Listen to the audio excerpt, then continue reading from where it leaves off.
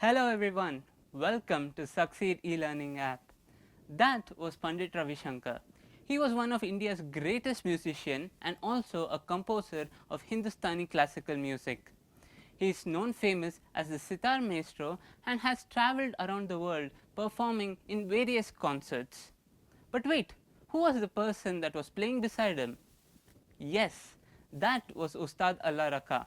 He is also one of India's greatest tabla players and was frequent accompanist of Pandit Ravi Shankar. There are many stories about this incredible duo, how they travelled around the world, inspiring many musicians and artists and bringing happiness to the souls of many more. This is one such story about the tales of Pandit Ravi Shankar and Ustad Allah Rakha. But wait, shouldn't we know a bit about the author before moving on? Yes, we definitely should. Who's the author? The author of this lesson is Shanta Rameshwar Rao. Who is she? Born in 1924, she is a writer of Indian folks, Indian legends, myths, short stories, and picture books for children. She has written many stories of Indian tales like how the stork has a long neck and why is the snake have a forked tongue and many more. In all her stories, she describes of the importance of wise action in our public as well as in our private life. Now, let's move on with the story. Pandit Ravishankar's playing tomorrow at the Shanmukhnanda auditorium. Shh! You'll wake him up. You know he needs all the sleep and rest he can get. Pandit Ravi Shankar? Pandit Ravi Shankar, the sitar maestro? We mustn't miss the chance. I have always wanted to listen to him and see him. I must hear him and see him. It's the chance of a lifetime. That was unusual. What was that all about? Why was the boy lying on the bed? And why did his mother pray to God as soon as he got up? What was that all about? Let me tell you. That is Anand and his sister Smita. They are a normal family of 4 living in Gaganpur. Anand is a 15-year-old child. He was the fastest runner in his school and also the best table tennis player. He and his sister Smita used to attend sitar classes in the afternoon, and much to his teacher's astonishment, Anand could also compose tunes and songs on his own. But then cancer struck him, and they had come to Bombay in order to get treatment at the nearest cancer hospital in the city. Whenever they came to Bombay, they lived with Aunt Sushila. Her apartment was not big enough, but there was always space for them. The family had come to Bombay in high hopes in the miracles of modern science. They believed that Anant would get cured and he would be able to run again, he would be able to walk again, and maybe even take part in the upcoming table tennis tournament. They believed that he would be able to play the sitar again and also become a great sitarist one day.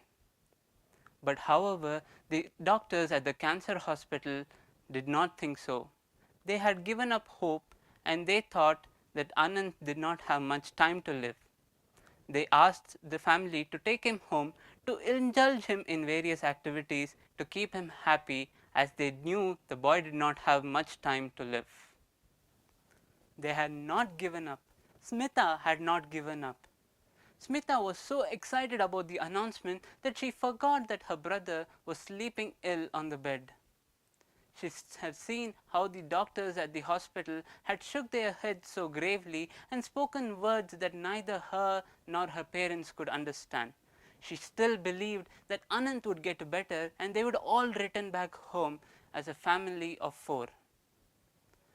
They were not ready to voice their fears. They laughed and talked and surrounded Anant with everything that made him happy. They gave him whatever he had asked for and fulfilled his every need. And now he was asking for a chance to go to the concert, a chance to see Pandit Ravi Shankar. As promised, his father bought the tickets for Smita and him to see the concert the next evening. However, Anant was very jealous that Smita was getting the opportunity to see Pandit Ravi Shankar in person. He said, "Enjoy yourself. Lucky you." Sitting beside her father in the gallery, Smita could hear the thundering welcome the entire audience gave to the great artist. Then the first notes came over the air, and Smita felt as if the rose of enchantment had opened up. Spellbound, she listened to all the unfolding ragas, the slow plaintive ones, the fast twinkling ones. And in all this time, she remembered the plans she had made of the last evening. She could hear Anand's voice in every beat of the tabla, a chance of a lifetime, he had said. Then the concert came to an end. The entire audience gave the artist a standing ovation. A large mustard man made a long, boring speech, and then, followed by a few applauses, the curtains came down and the entire crowd started moving towards the exit. She was ready to execute her plan. She wriggled her way through the crowds.